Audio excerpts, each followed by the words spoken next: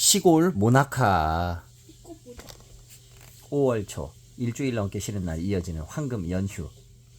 아이들은 대부분 무엇을 할까 기대하면서 황금 연휴를 손꼽아 기다린다.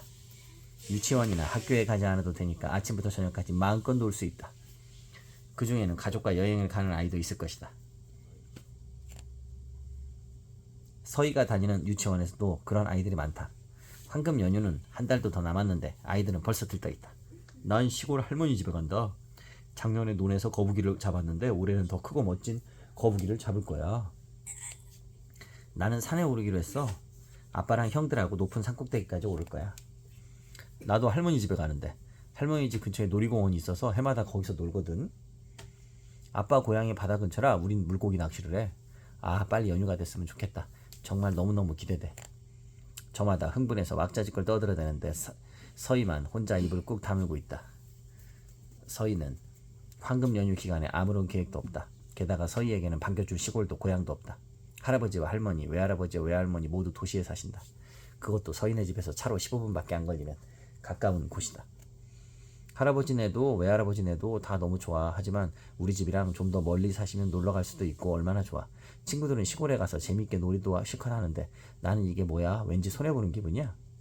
온종일 뾰루통에 있던 서희는 그날 저녁에 아빠에게 물었다. 아빠 황금 연휴 때 우리도 놀러 가요. 어디든 가요 제발요. 뭐? 황금 연휴에? 어디를 가자고? 얘야, 연휴 땐 뭐니 해도 집이 최고야. 밖에 나가는 순간 고생길이 열린다 너. 아빠는 고개를 절레절레 흔들었다. 서희, 너도 텔레비전에서 봤잖아. 황금 연휴 때는 어딜 가도 사람들로 북적거려.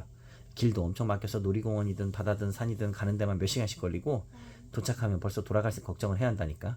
그런 어리석은 짓을 왜 해? 집에서 느긋하게 쉬는 게 최고야. 엄마가 나서서 아빠 말을 거들고 다시 아빠가 엄마 말을 이어받았다. 그래, 나간다 해도 집에서 가까운 공원으로 소풍 가는 정도가 딱 좋아. 그것도 재밌을걸? 엄마 아빠의 말이 전부 다 맞을지도 모른다. 하지만 7살 어린아이를 이해시키기에는 너무 어른스러운 얘기였다.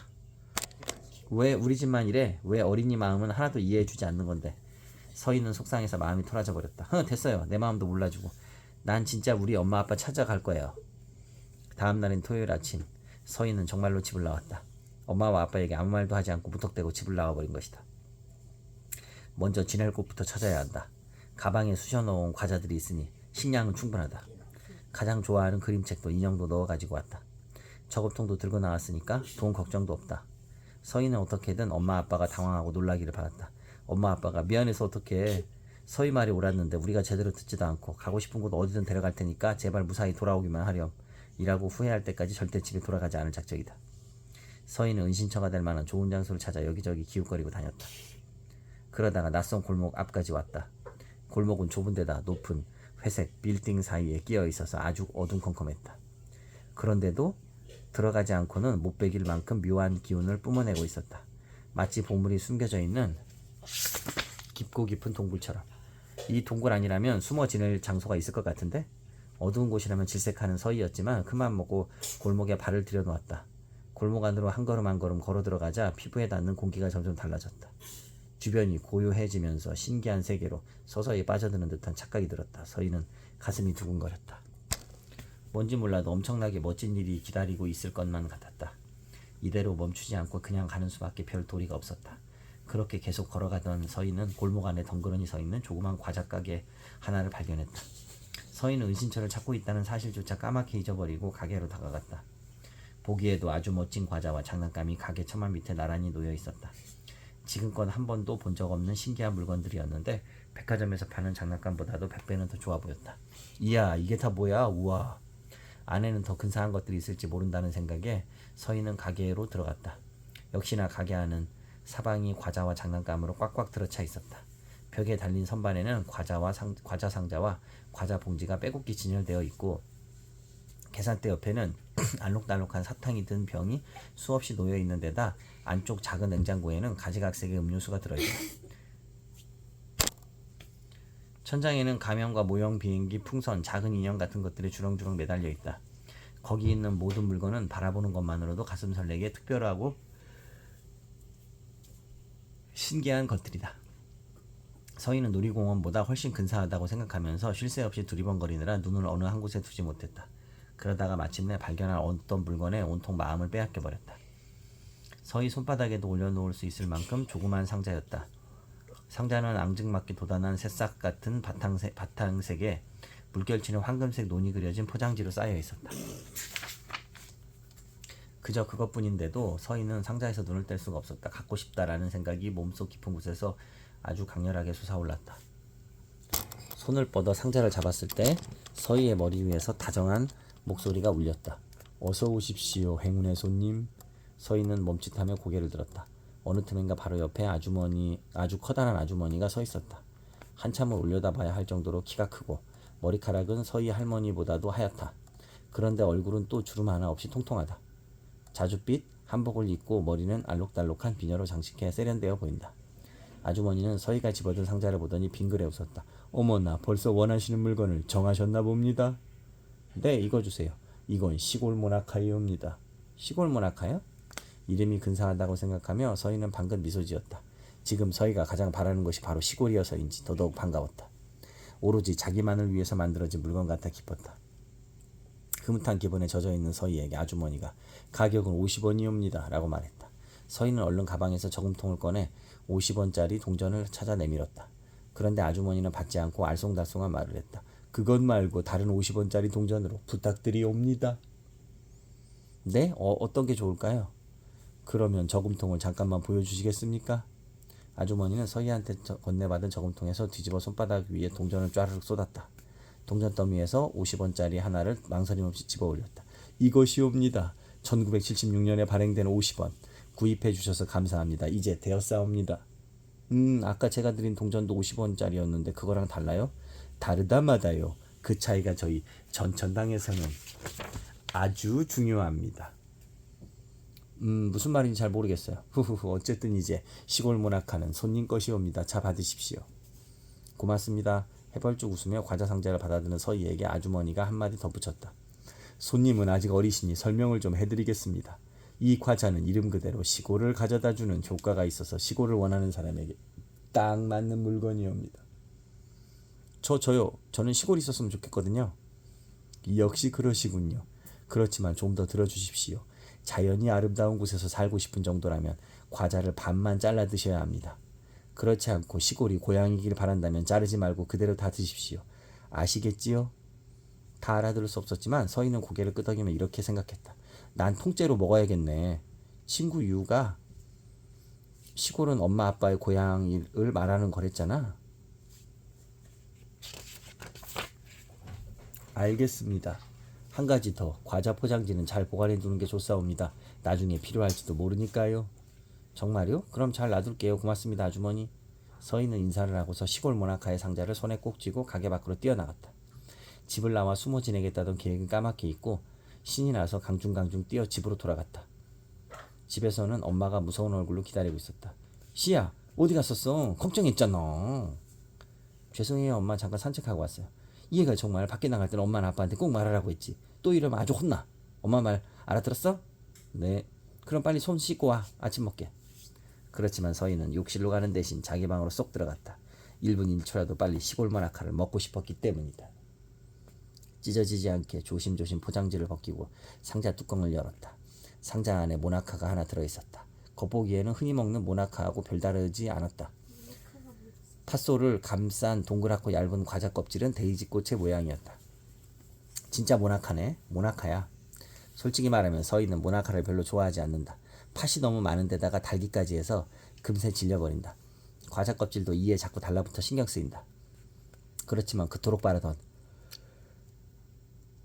시골을 얻기 위한 일이니 참고 먹어보기로 했다.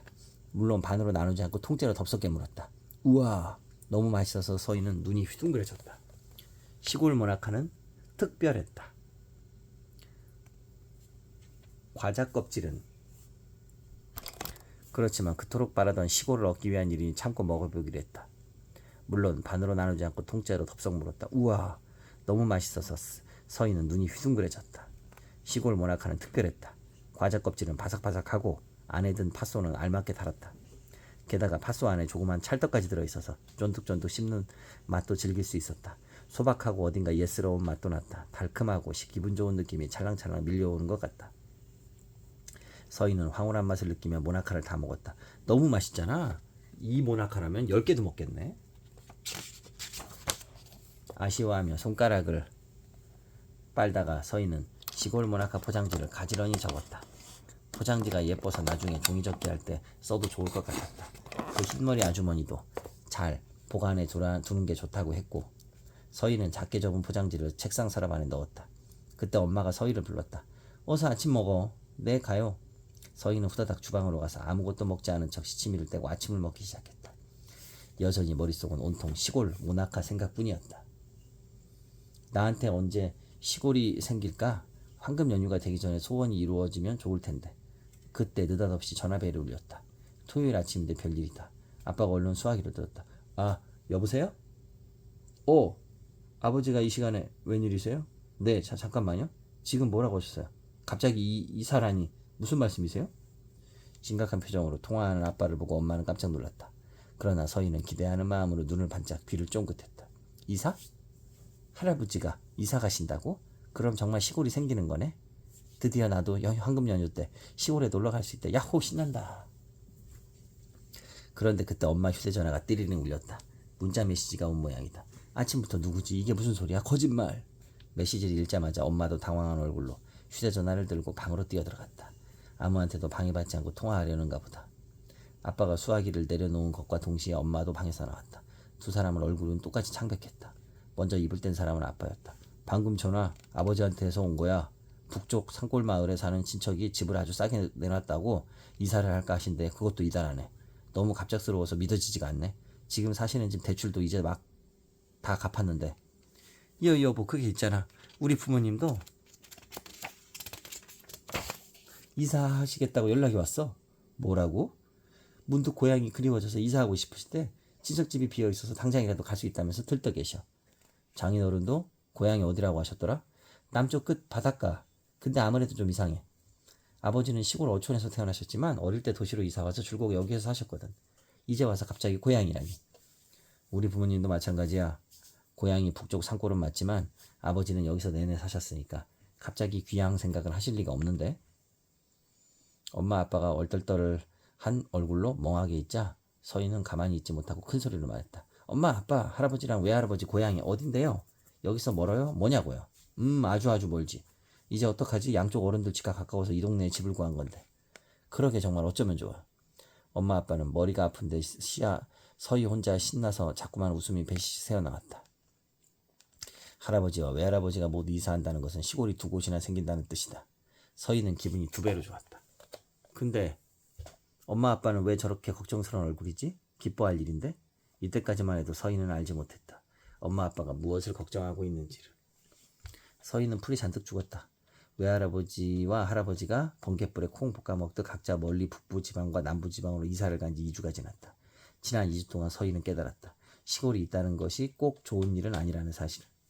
무엇보다 할아버지 할머니와 외할아버지 외할머니를 예전처럼 자주 볼 수가 없었다. 태어날 때부터 가까이에서 자기를 사랑해주던 사람들과 갑자기 멀리 떨어져 산다는 게 익숙해지지 않았다. 쓸쓸하고 그리워서 눈물이 왈칵 터질 때가 한두 번이 아니었다. 그뿐 아니다. 양가 할아버지와 할머니가 근처에 사는 덕에 여러모로 도움을 받아왔다. 지금껏 서희 유치원 끝나는 시간에 맞춰 집에 데려오고 아프면 병원에도 데려가고 이따금 저녁밥까지 챙겨주었다. 덕분에 엄마 아빠도 마음 놓고 직장에 다닐 수 있었다. 그런데 지금은 엄마 아빠가 정신없이 서로의 퇴근 시간을 조정했다. 그런데도 좀처럼 일이 잘 돌아가지 않아서 싸움도 잦았다. 당신 일 그만두면 안 돼? 어차피 비정규직이잖아. 그렇게 쉽게 말하지 마. 비정규직이라도 큰 프로젝트를 맡고 있으니까. 당신도 알면서 그래. 신경이 곤두선 아빠 목소리.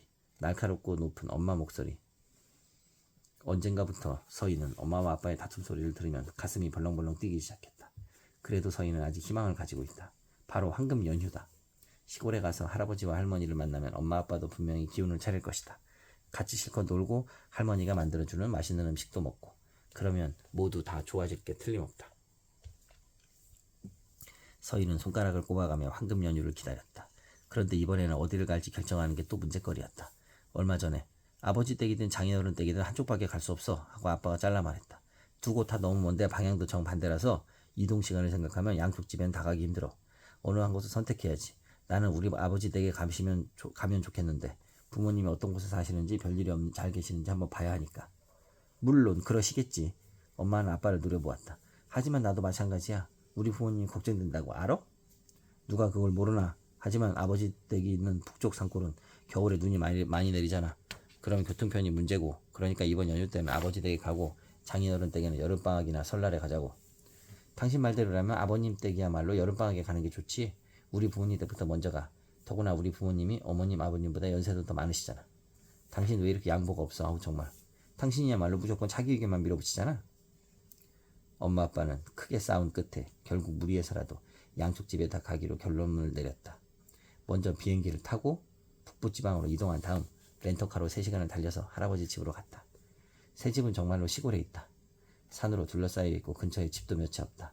날씨마저 도와주지 않았다. 비가 주룩주룩 내려서 즐겁기보다는 쓸쓸함만을 느껴졌다. 물론 할아버지와 할머니는 서인애를 반갑게 맞아주었다. 하지만 너무 늦게 도착하는 바람에 그날은 저녁밥만 먹고 그냥 자야 했다.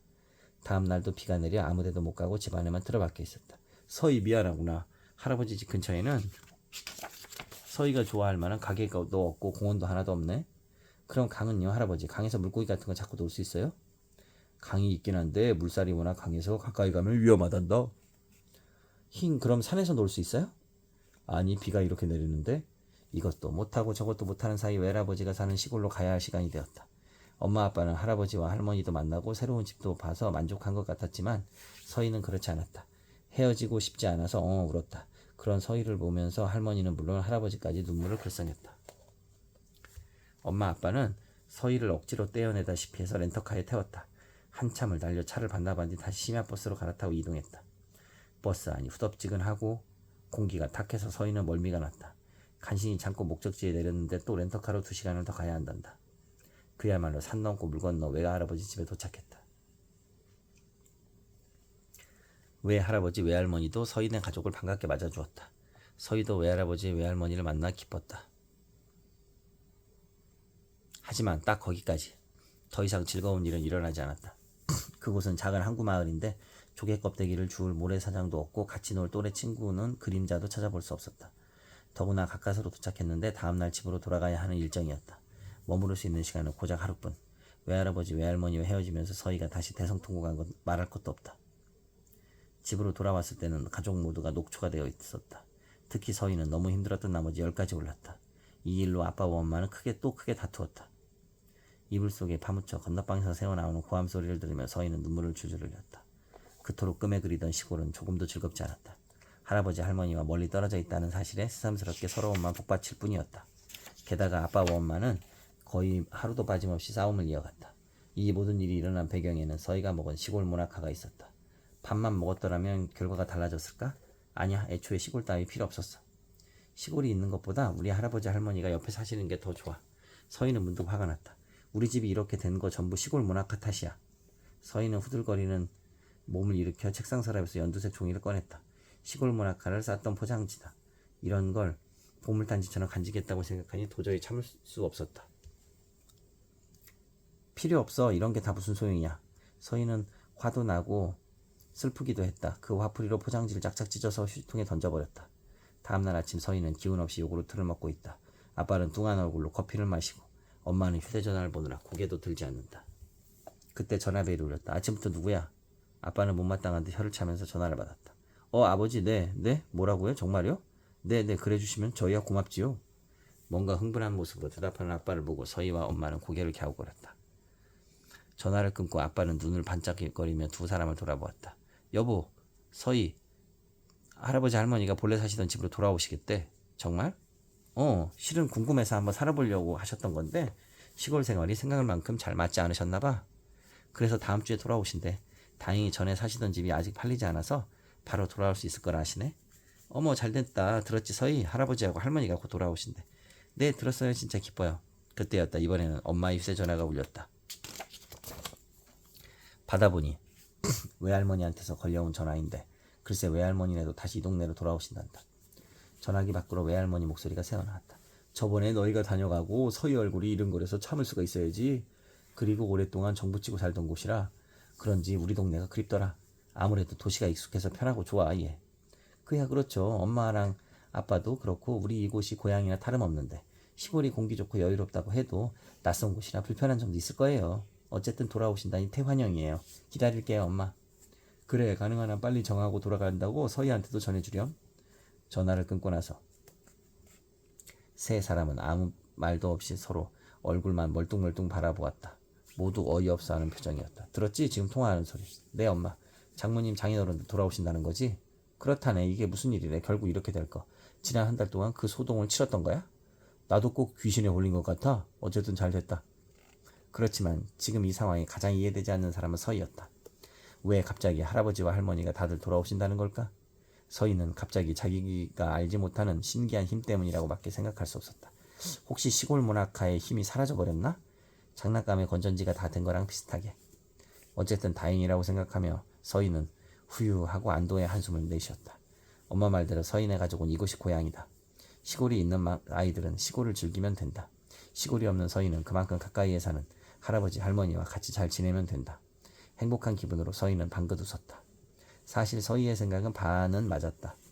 양가 할아버지와 할머니가 돌아오게 된 것은 시골 문학가의 효과가 없어져 버렸기 때문이다. 그러나 서희의 생각은 그 힘이 자연스럽게 사라진 것은 아니다. 서희가 화나고 슬픈 마음을 담아서 시골 문학가의 포장지를 갈기갈기 찢어버렸기 때문이다. 그 포장지가 시골 문학가의 효과를 지속시키는 비밀이라는 걸 서희는 꿈에도 생각하지 못했다. 김서희, 7살, 여자아이, 1976년 발행된 50원짜리 동전.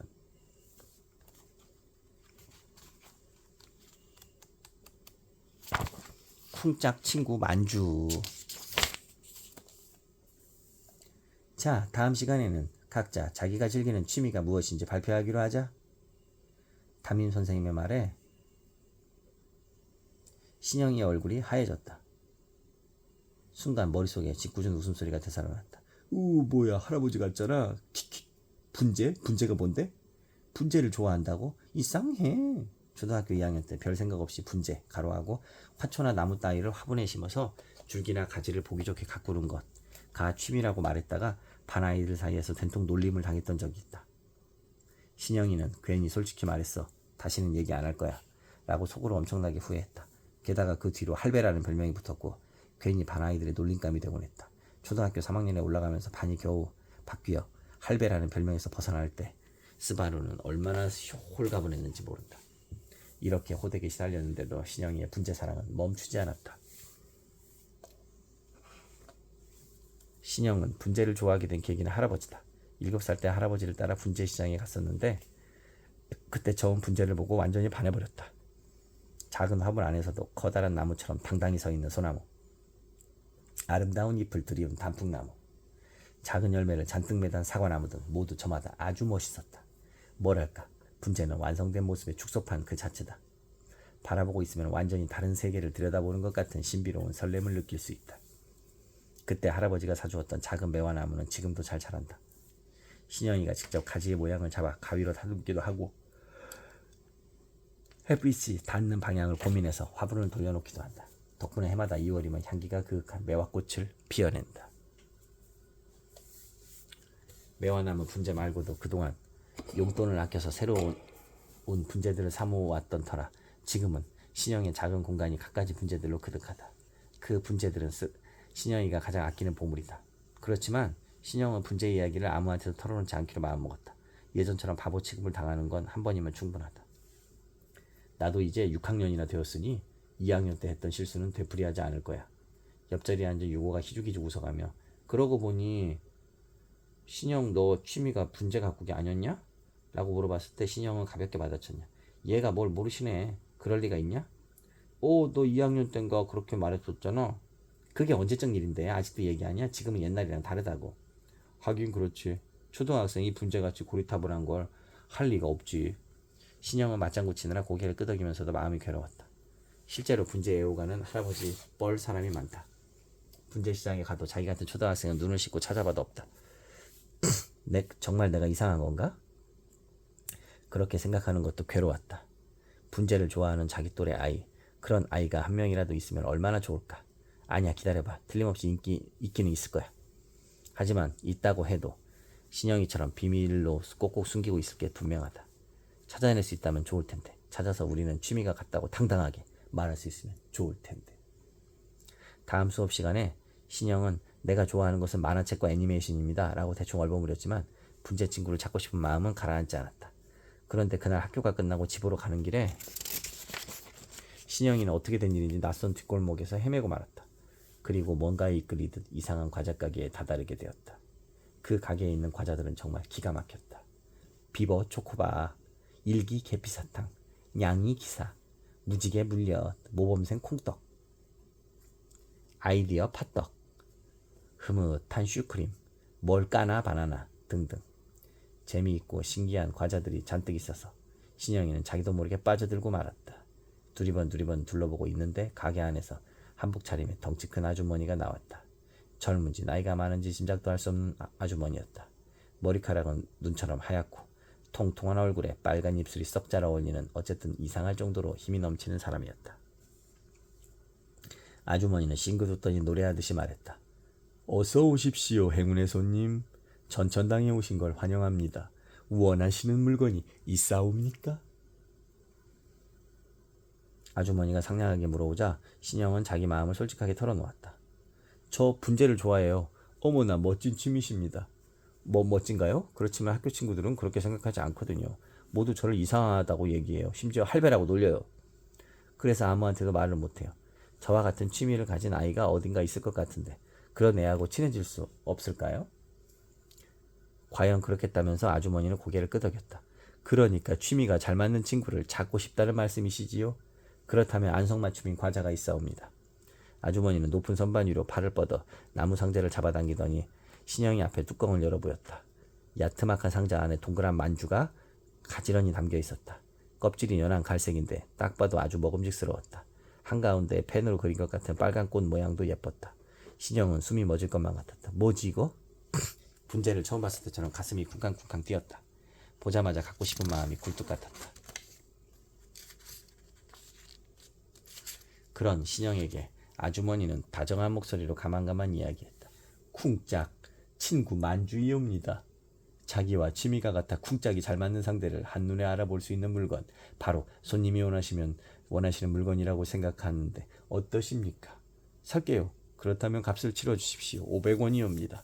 오래된 과자 가게에서 파는 만주치고 500원이면 조금 비싸다. 그렇지만 신영은 조금 더 망설이지 않았다. 지갑에 손을 넣어 딱 하나 있던 500원을 꺼냈다. 아주머니의 표정은 기뻐 보였다. 네, 2018년에 발행된 500원. 오늘의 행운의 손님이 틀림없사옵니다. 그럼 잠시만 기다려 주십시오. 아주머니는 작은 집게로 만주를 하나 집어서 얇은 종이에 쌌다.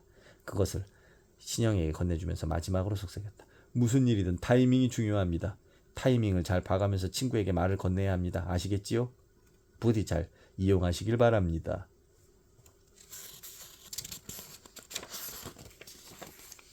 그때는 무슨 뜻인지 잘 이해하지 못했지만 신영은 일단 고개를 끄덕이며 쿵짝 친구 만주를 조심스럽게 받아들였다.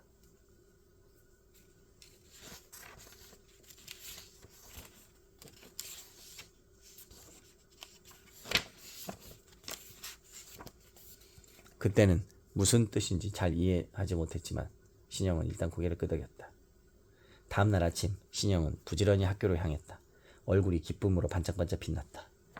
어제 신영은 쿵짝 친구 만주를 먹어보았다. 만주는 둘이 먹다 하나가 죽어도 모를 만큼 맛있었다. 얇은 껍질은 촉촉하고 안에 든 참깨 팥소는 맛이 풍부했다. 단맛도 더할 나위 없이 알맞았다. 너무 맛있어서 한 개 더 살 걸 하고 아쉬워했을 정도였다. 그렇지만 정말 대단한 건 아직 시작도 안 했다. 저녁밥을 다 먹고 나니 근처에 사는 할아버지가 신영의 집에 들렸다. 잠깐 아는 사람 만나서 놀다 오는 길에 들렸어. 포도를 얻었는데 같이 나눠 먹자꾸나. 그렇게 말하는 할아버지 머리 위로 큼직한 빨간색 꽃 모양의 표시가 떠 있다. 쿵짝 친구 만주에 그려져 있던 꽃하고 똑같은 모양인데 화려한 네온사인처럼 반짝거렸다. 신영은 눈을 깜빡이며 옆에 있던 엄마를 보았다. 아까부터 계속 같이 있었지만 엄마 머리 위에는 아무것도 떠 있지 않았다. 조금 있으니 아빠가 퇴근했는데 아빠한테도 아무런 표시가 보이지 않았다. 그날 밤 신영은 이불 속에서 곰곰 생각에 잠겼다. 할아버지한테만 나타났던 꽃 모양 표시, 그것은 어쩌면 할아버지가 나처럼 분재를 좋아하기 때문이 아닐까? 그래서 분재에 흥미가 없는 아빠와 엄마한테는 아무 표시도 뜨지 않았나? 그래, 그거야. 그게 바로 쿵짝 친구 만주의 효과야. 신영은 날이 밝자마자 여느 날과 달리 일찍 일어났다.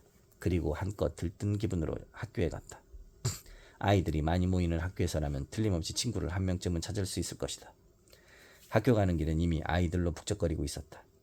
신영은 그 아이들을 쭉 훑어보았지만 안타깝게도 머리 위에 꽃 모양의 표시가 떠있는 아이는 없었다. 그래도 신영은 희망을 버리지 않고 학교 안으로 들어가 6학년 교실로 향했다. 옆반 교실을 지나치는 순간 신영은 헉하고 놀랐다. 지금 무언가 반짝 빛난 것 같은데? 신영은 허둥지둥 그 교실을 들여다보았다. 있다. 큼직한 꽃 모양 표시다. 얼마나 밝게 빛나는지 모른다. 머리 위에 표시가 나타난 사람은 유마라는 아이였다. 얼굴은 알지만 한 번도 같은 반이 된 적이 없어서 별로 친하지는 않다. 그래도 유마가 또래보다 키도 크고 운동도 잘한다는 건 안다. 친구도 많고 인기도 좋아서 언제나 반 아이들한테 둘러싸여 있다. 솔직히 말해서 신영이가 스스럼 없이 대하기는 조금 어려운 친구다. 그런데 그런 유마가 설마 분재를 좋아할 줄이야. 놀랐지만 친구를 찾았다는 기쁨에 신영은 곧바로 유마에게 다가갔다. 유마, 너도였구나. 에이, 진작 말했으면 좋았잖아. 느닷없이 옆반에 그것도 별로 친하지도 않은 신영이가 친근하게 말을 걸어오자 유마는 당황한 것 같았다. 너 이 반의 신영이였나? 근데 갑자기 무슨 뚱딴지 같은 소리야? 분재 말이야. 너도 분재 좋아하지? 뭐? 유마는 눈이 휘둥그레졌다. 그리고 다음 순간 얼굴빛이 싹 바뀌더니 버럭 화를 냈다. 뭐라는 거야? 내가 그런 걸 좋아한다니. 도대체 누가 그런 소리를 해? 하지만 사실 좋아하잖아. 다 알아. 숨기지 않아도 돼. 나도 분재 좋아하거든. 무슨 소리야? 네가 뭘 좋아해서 나랑 무슨 상관이야? 귀찮게 왜 이래? 그렇게 말하지마. 우리 친구인데. 친구? 네 맘대로 친구라고 하지마. 아니라고 했잖아. 진짜 네가 뭔데? 유마가 소리를 지르자 아이들이 모여들었다. 유마 왜 그래? 무슨 일이야 유마? 왜 그렇게 화가 났어? 유마는 씩씩거리며 신영을 가리켰다. 얘가 자기 멋대로 내가 분재를 좋아하느니 함부로 떠들어대잖아. 유마 네가 분재를? 말도 안 돼. 그러게 분재 좋아하는 건 너 신영이지. 2학년 때 네가 그렇게 말했었잖아. 에이 설마 뭐야 진짜 그랬어? 우와 할아버지 같아. 그러게 맞다. 그때 별명이 할배였어. 하하 할배 웃겨. 하하. 할아버님 여기서 이러시면 안 되죠. 모두가 입을 모아 놀려대자 신영은 삶은 문어처럼 얼굴이 새빨개졌다. 하고 싶은 말은 많은데 도무지 말이 나오지 않았다. 신영은 유마를 바라보았다. 유마는 시선을 피해 일부러 다른 데를 보고 있었다. 배신자. 사실은 좋아하면서. 화가 나서 유마에게 따지고 들려던 순간에 말소리가 났다. 얘들아 왜 이렇게 시끄러워? 싸우지들 말고. 신영은 뒤돌아보지도 않아도 누군지 알 것 같다. 옆반 담임인 모찌 선생님이다. 나이가 젊어서 선생님이라고 하기보다는 큰형 같은 느낌이었다. 젊고 멋쟁이인데다 아이들하고 살갑게 대해서 인기가 좋다. 그런 모찌 선생님에게 새빨개진 얼굴을 보이고 싶지 않은 신영은 돌아보지 않으려고 했다. 그런데 누군가 잽싸게 선생님한테 일러 바쳤다. 싸우는 거 아니에요. 선생님. 신영이가요. 유마를 놀렸어요. 유마가 분재를 좋아한다는 말을 지어냈어요. 분재를 좋아하는 건 자기면서. 저희 같은 어린아이가 분재를 좋아한다니 이상하죠? 촌스러워요. 진짜 별종이라니까요. 안 그래요 선생님? 너도 나도 한마디씩 해대는 아이들에게 모찌 선생님이 무슨 말을 하려고 했다. 그런데 그때 신영이가 아이들 말을 막으려고 소리를 꽥 질렀다. 그만해! 더는 참을 수가 없었다. 신영은 유마를 노려보더니 다시 버럭버럭 화를 냈다. 그만하라고. 분재가 뭐가 촌스럽다고 그래. 아주 멋있기만 하거든. 씩씩거리며 도망치듯이 자기 교실로 돌아온 신영은 자리에 앉아 책상에 엎드렸다. 심장이 쿵쿵 소리를 냈다. 너무너무 억울하고 유마에게 화가 나서 견딜 수가 없었다. 모처럼 마음 맞는 친구를 찾았다고 생각했는데 시치미를 떼고 나를 웃음거리로 만들어 어디 두고 봐. 동시에 조금 후회를 하기도 했다. 나도 참 그때 왜 그 생각을 못했을까.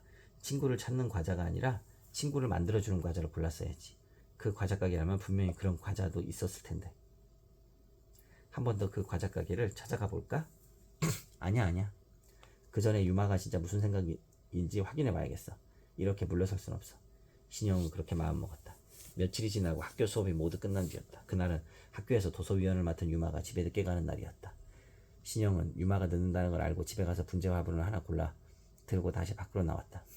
요 며칠 하굣길에 유마 뒤를 몰래 따라가 집이 어딘지를 알아두었다. 또 늘 다니는 길이 어딘지 미리 확인해 두었다. 신영은 그 길 중간쯤 인적이 가장 드문 곳에서 가지고 온 분재 화분을 살짝 내려놓았다. 할아버지한테 졸라서 받은 분재인데 가지가 세 갈래로 따은 머리카락처럼 서로 얽혀있다. 분재를 좋아하는 사람이라면 이 아름다운 모습을 보고 그냥 지나칠 수는 없을 것이다. 분재를 놔두고 신영은 전봇대 근처에 몰래 숨죽이고 지켜보았다. 마침내 유마가 모습을 나타냈다. 유마는 길에 동그러니 놓여있는 분재를 보고 놀란 것 같았다. 경계하듯이 주변을 몇 번이나 두리번거리며 살폈다. 그렇지만 역시 유혹을 뿌리치지 못했다. 슬며시 분재를 집어들더니 열심히 살펴보았다. 그 손놀림, 눈빛에서 좋아하는 어쩔 줄 몰라 하는 마음이 고스란히 드러났다. 처음부터 끝까지 다 지켜본 신영은 지금이다라고 생각하고 전봇대 뒤에서 뛰어나왔다. 내가 다 봤어. 유마, 너 분재 좋아하는 거 맞지? 네가 어떻게 여기? 유마는 몹시 당황하며 화분을 바닥에 내려놓았다. 신영이 너 왜 자꾸 이래? 분재 안 좋아한다고 내가 몇 번을 말하냐? 너 이렇게 끈질기게 따라다니면서 우기는 거 내일 학교 가서 애들한테 다 말해버릴 거야. 그래? 그럼 나도 애들한테 보여줘야겠네. 네가 본심을 숨기고 거짓말하길래 발뺌 못하게 동영상을 찍어뒀거든. 너 분재를 아주 넉넉히 보고 있더라. 신영도 지지 않고 맞받아쳤다. 동영상을 찍었다는 신영의 말에 유마 얼굴이 하얗게 질리는가 싶더니 이는 힘없이 고개를 푹 숙였다. 그렇게 겁에 질린 유마의 모습을 보자 신영은 죄책감이 들었다. 너무했나? 동영상? 지금이라도 지울까? 신영은 정말로 아이들에게 동영상을 보여줄 생각이었다. 유마는 학교에서 씩씩하기로 칭찬이 잦아있던 만큼 놀림도 꽤 당할 것이다. 지금까지 친구로 지냈던 아이들한테 놀림을 당하고 웃음거리가 되는 유마의 모습을 보고 싶었다. 그러나 그런 심술궂은 마음이 싹 사라져버렸다. 미안한 마음에 슬그머니 동영상을 삭제했다. 생각해보면 신영이가 친하지도 않은 유마한테 맨 처음 말을 건넨 것도 타이밍이 좋지 않았다. 주위에 다른 아이들도 많았는데 그렇게 다짜고짜 큰 소리로 말하면 안 되는 거였다. 유마에게 분재는 들키고 싶지 않은 비밀스러운 취미였을 텐데 그렇게 갑자기 들통나니까 끝까지 숨기고 싶었을 것이다. 차라리 조용히 다가가 사실 나 분재 좋아하거든. 괜찮으면 나랑 같이 비밀 분재 동아리 만들어 볼래? 라고 넌지시 말했다면 유마도 반가워하면서 흔쾌히 그러자고 했을지도 모른다. 신영은 맨 처음 유마에게 말을 붙였을 때를 생각하며 시간을 되돌리고 싶었다. 마치 지금이 처음인 것처럼 신영은 깊은 숨을 들이마시고 이야기를 꺼냈다. 유마, 내 비밀 친구가 되어줄래? 나 진짜 분재 좋아하거든. 주말에 시간 되면 우리 집에서 나랑 같이 분재 돌보면서 친하게 지내자. 조금 전과 달리 신영이 상냥하게 말하자 유마가 놀랐는지 눈을 크게 떴다. 그러나 곧 신영의 마음을 받아주었다. 어쩌겠어. 뭐 알았어. 내가 친구해줄게. 유마는 심지어 어쩔 수 없다는 듯 말했지만 기분이 좋은지 희죽 웃었다. 다음날 학교 수업이 끝나고 신영과 유마는 텅 빈 교실에 남았다. 둘은 집에서 가져온 분재도감과 사진집을 함께 보았다. 이거 봐, 끝내주지 않냐? 장난 아니다. 나도 이렇게 키울 수 있으면 좋을 텐데. 아, 신영이 난 이런 것도 좋아해. 봐봐 이거. 어느 거? 우와, 진짜 가지 모양이 아주 근사하다. 좋아할 만하네. 그렇지, 어쩐지 신영이 너는 알아줄 것 같았어. 둘이서 이야기에 열중하고 있을 때 갑자기 교실 문이 드륵 열리더니 모찌 선생님이 교실을 들여다보았다. 그렇지. 말소리가 들려와서 와봤더니 너희였구나. 수업 끝난 지가 언젠데 아직 집에 안 가고 뭐해? 부모님이 걱정하시나 서두르렴. 죄송해요 선생님. 지금 막 가려던 참이었어요. 가자 신영이. 그런데 신영의 발을 떼어놓을 수가 없었다.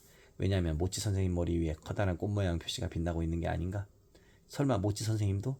땀을 흘리며 운동도 하는 걸 좋아하고 등산이 취미라고 하셨는데 모찌 선생님도 분재를 좋아하신다니. 신영은 눈을 비비고 다시 보았지만 역시 꽃 모양 표시는 사라지지 않았다. 멍한 표정으로 서 있는 신영을 보고 모찌 선생님이 고개를 갸웃거렸다. 왜 그러니? 신영이. 선생님 얼굴에 뭐 묻었어? 선생님도 쿵짝 친구였군요. 어? 신영이 그게 무슨 얘기야? 너 선생님한테 뭐라 하는 거야? 아니요. 아무것도 아니에요. 그냥 친구가 좋아서 하하하. 신영은 얼렁뚱땅 둘러대며 싱겁게 웃었다. 그러고는 모찌 선생님에게 이렇게 물었다. 선생님, 저희랑 분재 시장에 안 가실래요? 좋아하시잖아요, 분재. 모찌 선생님은 놀라서 눈이 등잔만해졌다. 민신영, 13살 남자아이, 2008년 발행, 500원짜리 동전.